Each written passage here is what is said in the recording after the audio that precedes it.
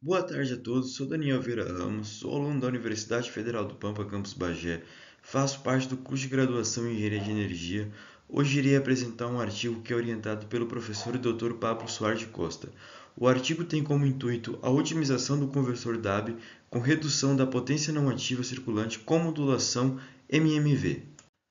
Com o crescimento do uso de fontes renováveis de energia e armazenamento em baterias, surgiu a necessidade de sistemas de conversão CCCC eficientes, capazes de conectar geradores, baterias e rede CC. O conversor DAB ele surge como uma ferramenta extremamente importante, devido à sua ampla faixa de utilização, pois ele permite o fluxo bidirecional de potência, ou seja, o fluxo entre as pontes do primário e secundário e fluxo entre as pontes do secundário e primário. Ele pode operar com comutação suave, ZPS, o que reduz as perdas por comutação.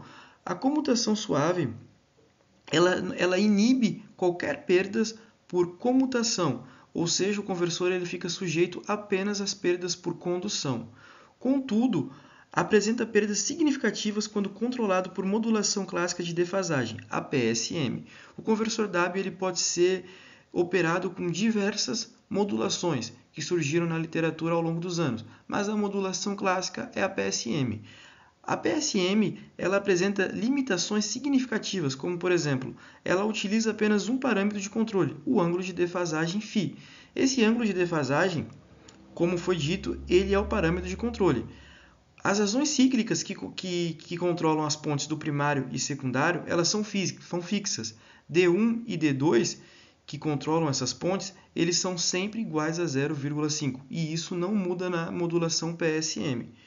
Quando o φ ele se aproxima de 90 graus, há um aumento da potência aparente, ou seja, uma redução da eficiência.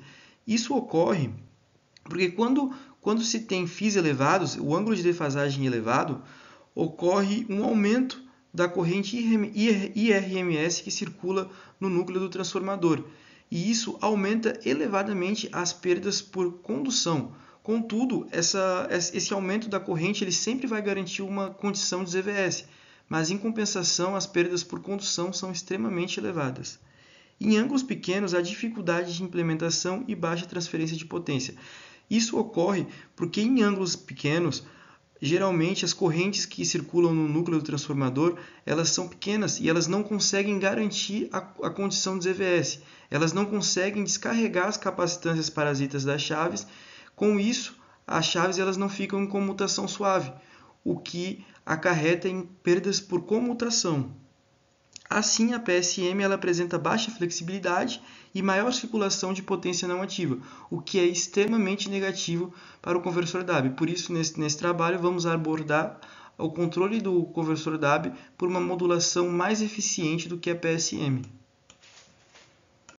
Como foi dito anteriormente, a PSM apresenta severas limitações. Com isso, foi proposto a modulação por multivariáveis. A modulação por multivariáveis ela introduz 3 graus de liberdade. Quando a PSM ela apenas tinha 1 grau de liberdade, 1 grau de controle, que era o ângulo de defasagem, a multivariável ela tem 3 graus. A razão cíclica da ponte primária, a razão cíclica da ponte secundária e o ângulo de defasagem entre as pontes. Esse trio de controle ele permite otimizar o fluxo de potência, reduzir as perdas e ampliar as regiões de ZVS. Os objetivos principais desse artigo eles se concentram em desenvolver uma ferramenta matemática capaz de determinar o trio de controle ótimo, para que o conversor DAB sob modulação MMV ele sempre tenha o trio de controle ótimo para a potência trabalhada. Essa ferramenta ela avalia todas as combinações possíveis de parâmetros e seleciona automaticamente a que minimiza a potência aparente e maximiza o fator de potência. Ela também leva em consideração a condição de comutação suave, que é extremamente importante para a nossa análise, pois, como foi dito anteriormente, ela inibe as perdas por comutação.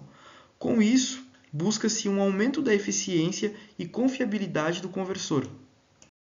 A figura 1 ela ilustra a topologia trabalhada no artigo. Como é possível notar, existem duas pontes, a ponte do primário do transformador e a ponte do secundário do transformador, onde é possível, através da bidirecionalidade do DAB, ter fluxo tanto do primário para o secundário quanto do secundário para o primário. Como foi dito anteriormente, a modulação MMV ela é uma técnica de controle avançada aplicada ao conversor DAB que possibilita o trio de controle, D1, D2 e o ângulo de defasagem. Esse conjunto de variáveis define o modo de transferência de potência e a forma de onda da corrente e da tensão no transformador. Seu princípio de funcionamento ele se baseia nas seguintes premissas. Durante cada ciclo de comutação, as pontes primárias e secundárias aplicam tensões de pulso quadradas defasadas. Como foi dito anteriormente, as defasagens são tanto pela razão cíclica, D1 e D2, quanto pelo ângulo de defasagem entre as pontes. A forma de onda da tensão refletida do secundário depende de D2 e o ângulo de defasagem, enquanto a do primário depende apenas de D1. A interação entre essas variáveis define o tempo efetivo de transferência de potência e as condições de ZVS. O controle adequado dessas variáveis minimiza a energia reativa do transformador, o que é extremamente importante para manter as condições de ZVS. Com o ajuste do trio de controle D1, D2 e o ângulo de defasagem, é possível tanto garantir a comutação suave, quanto a redução da potência aparente e ganhos de eficiência. O trio ele possibilita a redução da potência não ativa no transformador, o que leva a menores correntes RMS, menores esforços dos dispositivos e maior eficiência global do sistema. Essa ferramenta ela busca automaticamente esse trio para o ótimo ponto de condição de potência. As principais vantagens da modulação estão relacionadas à flexibilidade operacional, que é superior à PSM, a redução da energia circulante e das perdas internas, a preservação da comutação suave, a melhoria do fator de potência interno e da eficiência global, o que possibilita a operação otimizada sobre diferentes níveis de carga e tensão. As configurações específicas de sincronismo e sobreposição entre os sinais das duas pontes no DAB são representadas pelos padrões de A a F, como é possível visualizar no quadro 1. O quadro 1 ele representa a potência ativa por padrão, ou seja, a transferência de energia entre as pontes a partir dos três parâmetros de controle. É possível visualizar na primeira linha a equação geral da potência ativa e nas linhas seguintes as equações por padrão, que foram utilizadas para o modelamento do conversor. A motivação para a otimização do controle do DAB ele significa maximizar o fator de potência, o que implica em minimizar a potência aparente e melhorar o aproveitamento da energia transferida. Isso ocorre porque, mesmo com a modulação MMV, o conversor DAB ele ainda pode apresentar circulação de potência não ativa, que não realiza trabalho útil e aumenta as perdas. Essa potência não ativa ela eleva a potência aparente total e reduz o fator interno de potência, como é possível visualizar pela equação 1. Ou seja, o foco principal do trabalho, o parâmetro de otimização principal adotado é o fator de potência. O fator de potência, como demonstrado na equação 1, ele é a potência ativa sobre a potência aparente. E quando se tem um fator próximo ao unitário, ao valor unitário, indica uma operação ideal, com mínima energia reativa circulante no transformador. Como foi dito, foi desenvolvida uma ferramenta computacional em MATLAB capaz de analisar milhares de combinações possíveis de D1, D2 e o ângulo de defasagem. Para cada combinação, a ferramenta calcula a potência ativa, a potência aparente e o fator de potência. O algoritmo, então, seleciona automaticamente o trio de controle que maximiza o fator de potência, garantindo a operação eficiente e mantendo a condição de comutação suave. O ponto ótimo ocorre quando o fator de potência é máximo e a potência aparente é mínimo. Essa condição representa a menor circulação de potência não ativa e o melhor rendimento do conversor. A figura ao lado ela demonstra a lógica computacional implicada na rotina que foi desenvolvida. A próxima transferência tem uma imagem mais clara da lógica computacional, do diagrama de fluxo, e vai ficar de fácil visualização. Como é possível visualizar na imagem, o diagrama de fluxo ele inicia com a definição dos parâmetros iniciais, como tensão de saída, corrente máxima, potência máxima e por assim vai. Inicialmente, o algoritmo ele faz as varreduras do trio de controle, tanto de D1, D2 e Φ. A partir dessa varredura, ele inicia os cálculos. Cálculos, por exemplo, da potência ativa, de acordo com cada padrão, como foi visto na tabela anterior, no quadro anterior. Ele inicia o cálculo das correntes, o cálculo da potência aparente, o cálculo do fator de potência, e a partir desse cálculo ele faz uma série de comparações para definir os limites adequados. E a partir desses limites ele armazena o trio de controle ideal, ou seja, para o maior fator de potência e a menor potência aparente, E a partir dessa definição, antes dele finalizar o algoritmo, ele faz uma nova verificação. Se todos os dados do trio de controle foram feitas as varreduras, se foram feitas as varreduras tanto de D1, D2 e quanto do ângulo de defasagem. Se as varreduras elas foram feitas, ele finaliza o algoritmo entregando o melhor trio de controle. As figuras 2 e 3 apresentam a variação da potência ativa transferida para a carga em função da defasagem entre as pontes, para diferentes padrões. Cada curva representa um padrão de operação distinto, como por exemplo A, B ou C, e evidencia o ponto de máxima transferência de potência para cada configuração. Nota-se que a potência máxima ocorre em diferentes valores do ângulo de defasagem, dependendo do padrão, o que demonstra a importância da escolha adequada do trio de controle para cada ponto de operação. A análise mostra que, ao ajustar o trio de controle, é possível deslocar o ponto ótimo de transferência de potência, garantindo melhor adaptabilidade e controle do conversor. As figuras 2 e 3 elas se distinguem apenas pelos parâmetros de controle, como por exemplo, a figura 2 ela tem uma tensão de saída de 37,5 volts e um ganho de 0,75, enquanto a figura 3 tem uma tensão de 62,5 volts e um ganho de 1,25.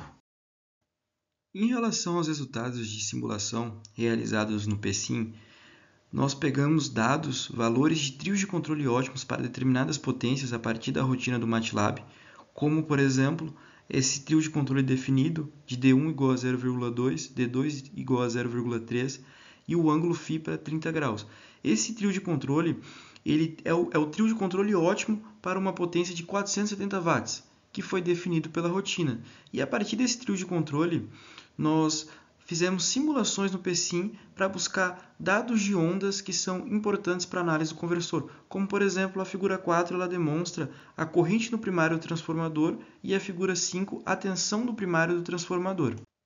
Prosseguindo com a análise para o mesmo trio de controle ainda, para uma potência de 470 watts, nós temos a figura 6, que ilustra a corrente e a tensão de saída do conversor, onde a tensão ela está fixada em 50 volts e a corrente ela está abaixo de 10 amperes, o que indica uma potência de 470 watts. Já a figura 7 é a representação das formas de onda do secundário do transformador, da tensão do secundário do transformador. Em seguida, fizemos a mesma abordagem para um trio de controle diferente, que nos induz a uma potência de 202 watts. Então, para a potência de 202 watts, o trio de controle ideal é um D1 igual a 0,4, um D2 igual a 0,3 e um ângulo de defasagem igual a 30 graus. A figura 8 ela representa a corrente no primário do transformador, a figura 9 representa a tensão no primário do transformador, semelhante à análise feita anteriormente para a potência de 470 watts. Complementando a análise, a figura 10 ela representa a corrente e a tensão de saída do conversor para o mesmo trio de controle para uma potência ideal de 202 watts, onde a tensão de saída permanece 50 volts e a corrente de saída está bem abaixo de 10 amperes, o que resulta em uma potência de 202 watts.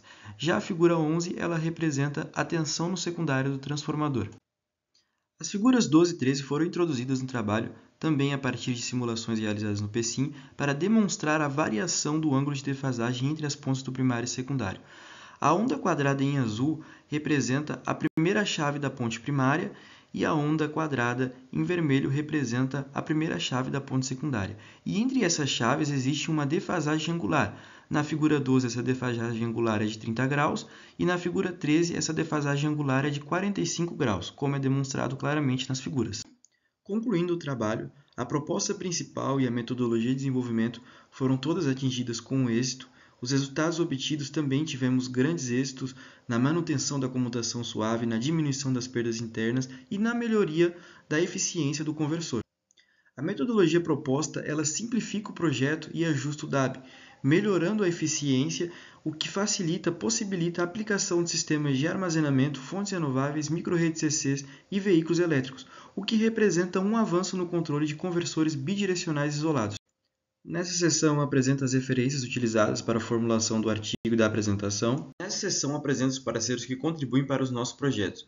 A FAPERGS, o curso de Engenharia de Energia, a Universidade Federal do Pampa Campus Bagé e o Grupo Avançado em Engenharia de Energia. Obrigado a todos pela atenção e tenham um ótimo evento.